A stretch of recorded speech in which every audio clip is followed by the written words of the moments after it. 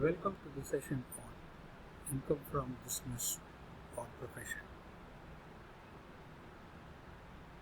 Now, in the initial sessions, we were talking about 5 different heads of classifying an individual's income, and we also saw how it is going to be computed in case of the salary income and house property income. The third income being the income from business or profession.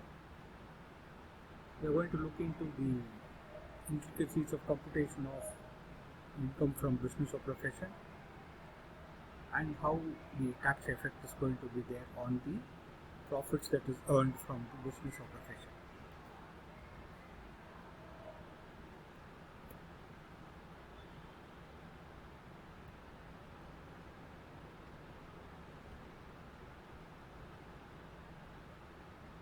Now, at the end of the unit 3 of your syllabus, you will be able to comprehend the meaning of the business and the profession. In fact, both are different, but then we are going to have a bifurcation between the business and profession, and most importantly, the scope of income that is chargeable under these heads, under the head of the business or profession.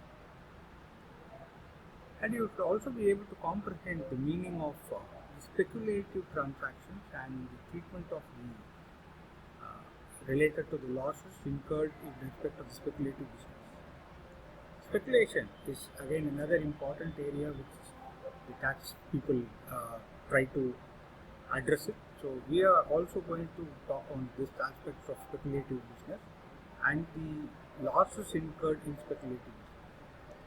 And you should be able to identify the expenditure payment which are admissible by the tax authorities as deductions, and the conditions that is going to be satisfied to avail such deductions from the core income of the business, and its limits pertaining to the applicability of those income deductions, expenditure deductions. And you should be able to compute the deductions available while computing the business income, applying the relevant provisions given by the law. You should be able to identify the expenditure or the payments which are not admissible as deductions and the deductions that are allowable only on actual payments. Sometimes we claim some of the expenditures as the expenses related to the business or profession, but some of the key payments are not allowed by or admissible by the law. So what such expenditures are not admissible by the law is also going to be discussed. And you should be able to examine when certain receipts are deemed to be income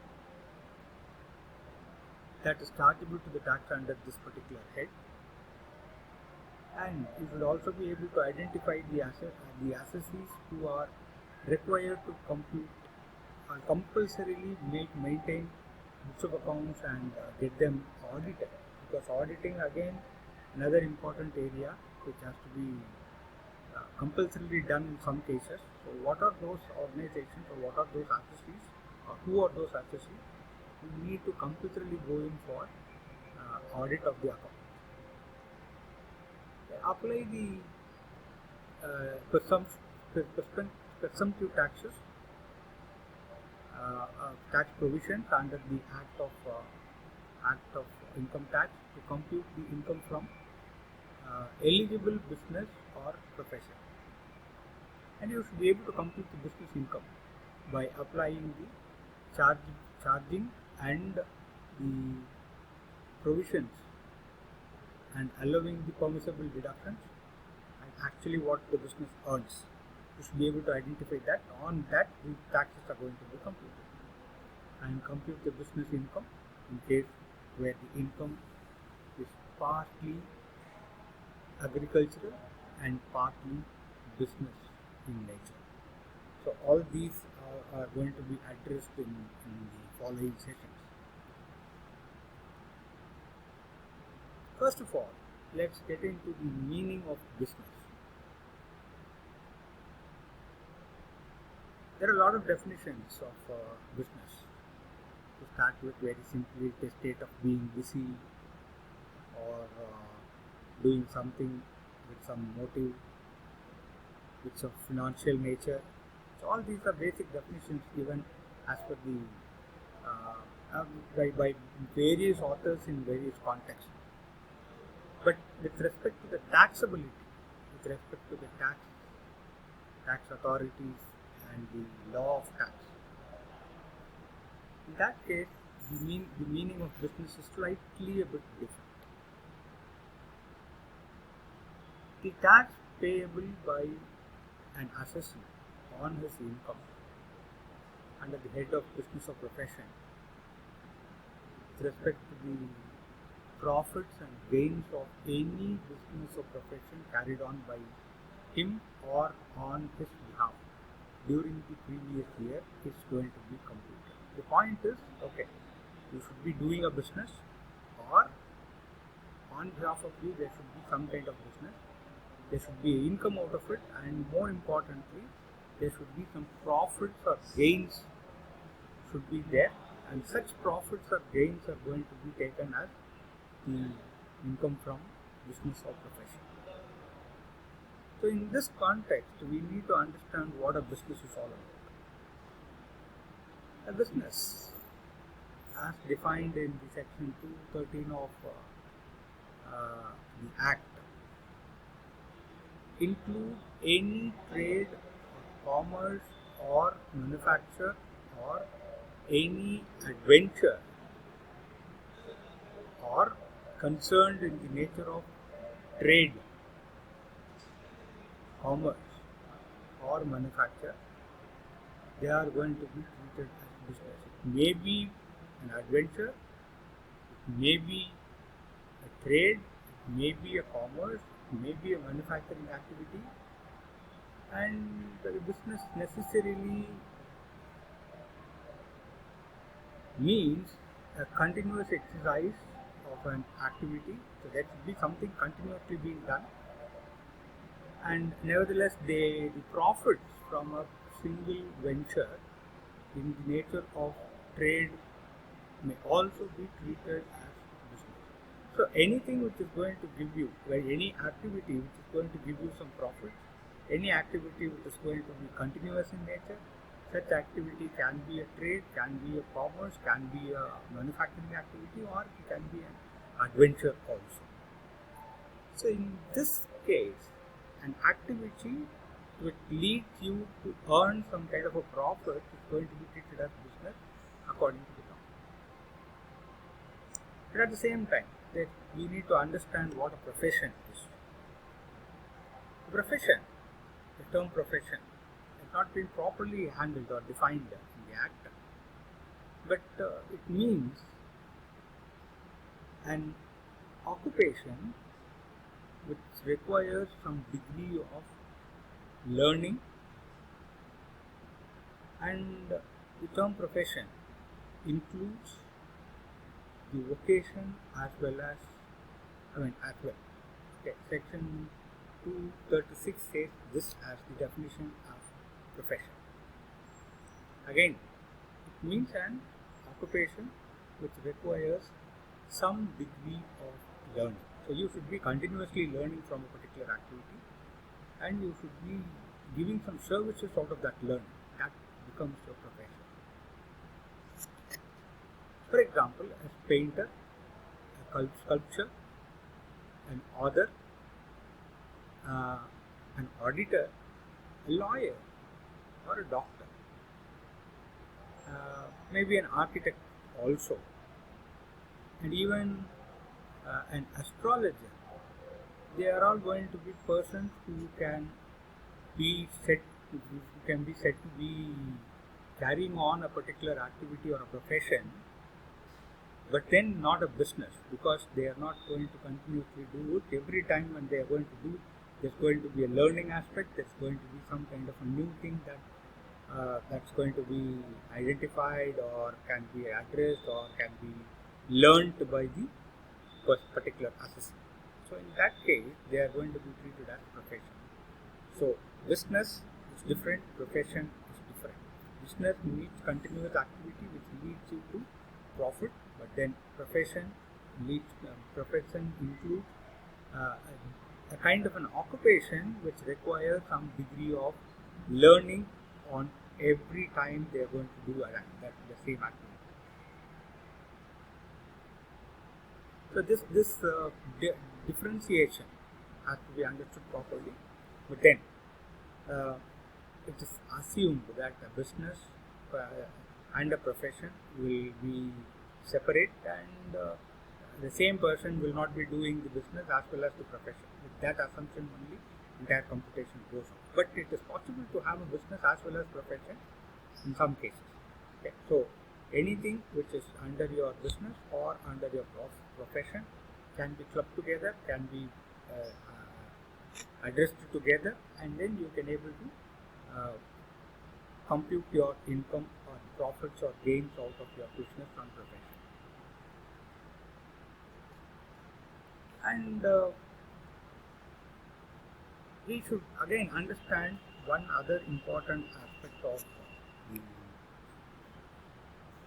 business or profession, which means I was saying that there is going to be an element of profit, and such profit or that kind of a gain is going to be taxed.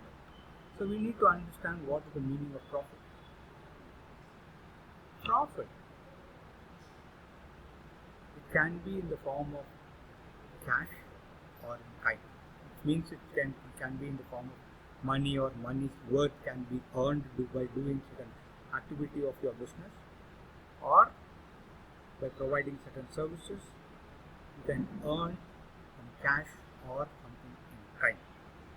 So if you are earning something in cash and something in kind, they are going to be treated as profit. And second important thing is that it is going to be capital receipt, not generally considered. Capital receipts are not going to be generally considered under this particular head, because it's going to be dealt out separately. The gain or capital or capital nature is going to be treated in the separate head called as income from capital gains and things like that. So it's not going to be considered. So only the revenue profits are going to be considered under this head. The voluntary receipts, payments made by non-related persons, are not going to be treated as your business profit. And the application of the gains of trade is immaterial, so you will have to take that also. And legality of income should be proved. The legality of business or profession or location, that should be proved by the assessee. So you should be doing a proper business, a legal business, and there should be some kind of a legality in it. And income from distinct businesses, the profits on each business is going to be treated out, and each distinct business is going to be separately treated. You'll have to calculate profits of pertinent to that particular business, and you'll have to consolidate all your profit that is earned from more than one business, and you'll have to compute your profits in total for computation of profits or gains from your business or profession. So when it comes to the computation of profits should be computed after deducting the losses and expenses related to the business incurred for earning the income in a regular course of the business or profession or vocation, unless the loss or expenses is expressed to be necessary implications disallowed by the Act.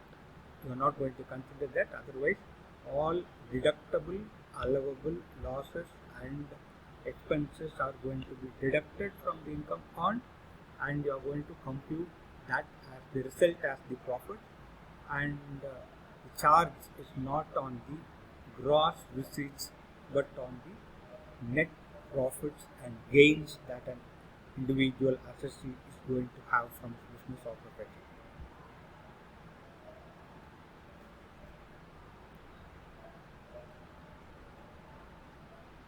And when talking about this profit, we need to again understand what is the method of accounting that we are going to follow. Now, under section 145 of 1, subsection 1, income chargeable under the head profits and gains of business or profession or income from other sources, computation or all both these are computed in accordance with either the cash or mercantile system of accounting regularly employed by the assessee. So, if you are going to if you are going to follow the cash system, you have to compute the profits based on the cash system. If you are going to do it on the mercantile system, you have to continuously do it on the mercantile system. So, either of these methods will be followed, but majoritarily in present day context, we take into account the mercantile system of accounting. However, as per section 145B, certain income would be taxable in the following manner. Okay, now sometimes you may get an interest, in the sense the assessee may get an interest on compensation or on the enhanced compensation. They are to be treated as deemed to be income of the year in which it is received.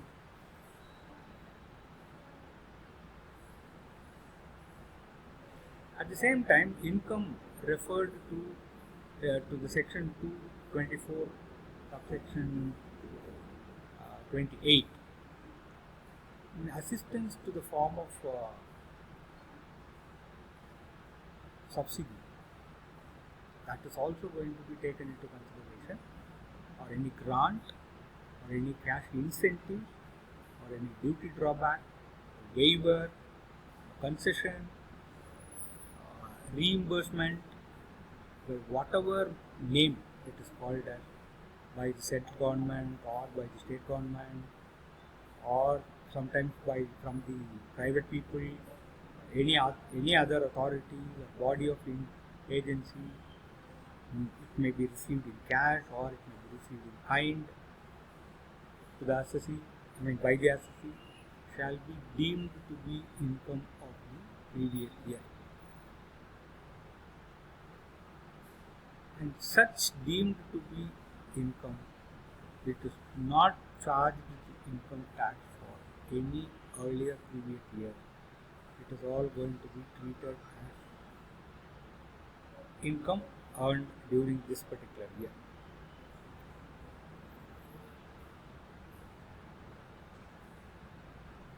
Now, going further, we need to understand the income chargeable under this head, section 28 of the Income Tax Act.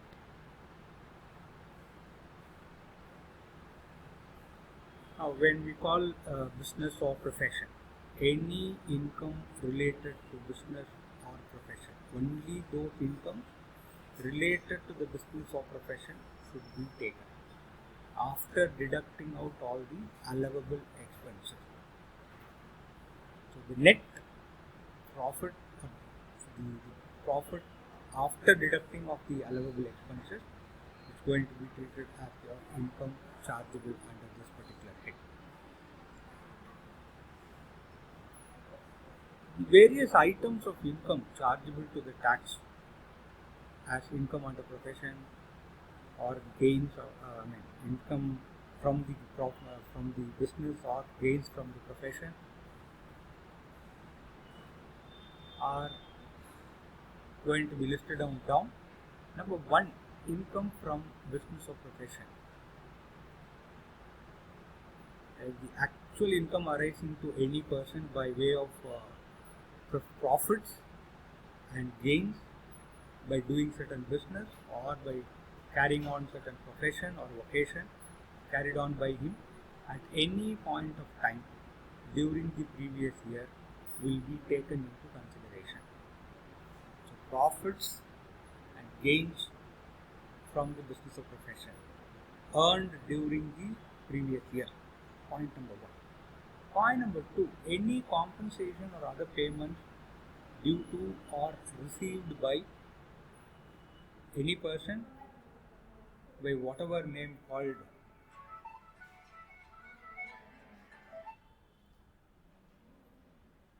Any person by whatever name level, whatever name it is going to be called, who is going to manage wholly or substantially the whole of the business, whole of the affairs of the Indian company or the affairs of the Indian company or any other company which is there in India.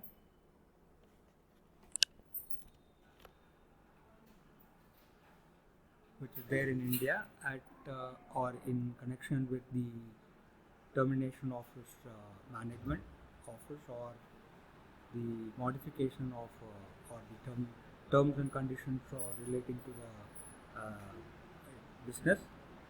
Any such income is also going to be treated as income from business or profession. Any person by whatever name it is going to be called, holding an agency in India or any part of the activities relating to the business of any other persons or at or in connection with the termination, the termination of agency or the modifications of any terms and conditions relating to the business is also going to be treated as the income. Any person or in connection with the respective, vesting in the government, any with the vesting in the government or in any corporation owned or controlled by the government under any law for time being in force. For time being in force means it's going to be temporary. Sometimes it can be temporary also. Such income earned from such kind of a property of business is also going to be treated as income from business or profession. And any person by whatever name it is going to be called at or in connection with the termination or modification of the terms and conditions of the contract related to the business, they all any of these things are going to be treated as income from business. And third important thing is income from scientific services performed for the members by the trade, profession or business, or income derived by any trade, profession or similar associations from specific services rendered by them to their members. And it may be noted that this forms an exemption to the general principle governing the assessment and income of mutual associations such as Chamber of Commerce, Stockbrokers Association, etc. And as a result, a trade, professional or similar associations performing specific services for the members is to be deemed as carrying on the business in respect of these services and on that particular on the assumption that the income arising thereon or therefrom is to be subjected to for tax. So any income relating to business or anything related to the profession is going to be taken into consideration as income. For this purpose, it is not necessary that the income received by association could be defined or definitely or directly by be related to that particular service, and any incentives received or receivable by assessee carrying on the export businesses is also going to be treated as income earned. Then, sometimes the profit on sale of imported entitlement, that's also going to be taken as profits, and cash assistance against the export under any schemes of government of India, maybe Tamil Nadu government or any other state government, that in the form of cash assistance might be given, received, and any kind of incentives might be given. So that kind of cash assistance and incentives provided by the government of India is also going to be taken as business occupation income. And customs duty, excise repaid or payable as duty drawback and things like that, whichever is going to be received